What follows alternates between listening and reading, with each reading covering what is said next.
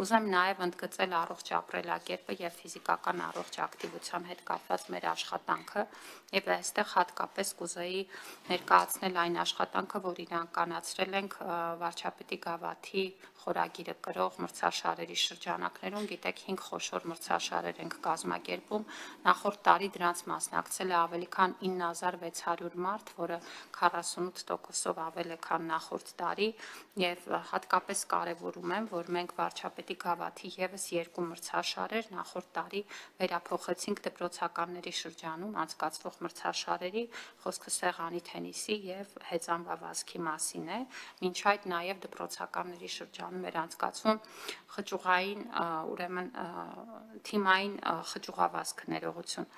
եւ մենք նախորդ տարի նաեւ որպեսզի ավելի լայն մասնակցություն ապահովենք մեր դպրոցականների շրջանում մարզերի եւ Երևանի համար ֆիքսեցինք նվազագույն ցուցանիշ, որ դպրոցների առնվազն 30%-ը յուրաքանչյուր մարզից պիտի մասնակցի համայնքային փուլին եւ պետք է ասեմ, որ բավականին լավ ցուցանիշներ ենք ունեցել դրա արդյունքում, դե իսկ հեծանվավազքը կազմակերպելու համար ավելի քան 6000 հեծանիվներ են գնվել եւ բաժանվել մեր դպրոցներին եւ հիմա էլ դպրոցները շարունակում են դրանք շահագործել։ Իդեպ ֆիզկուլտուրայի ուսուցիչներին առանձին վերապատրաստել ենք, որպեսզի կարողանան ճիշտ շահագործել հեծանիվները, նույնիսկ սկսեցին լուրեր տարածել, որ ուսուցիչներին ստիպում ենք հեծանիվ վարել, ես կարծում եմ ոչ մեկից չէր խանգարի, ավելի առողջ ապրելակերպ վարելը, բայց կուզեմ եւս մեկ անգամ ընդգծել, որ որևէ մեկին որևէ բան չենք ստիպում։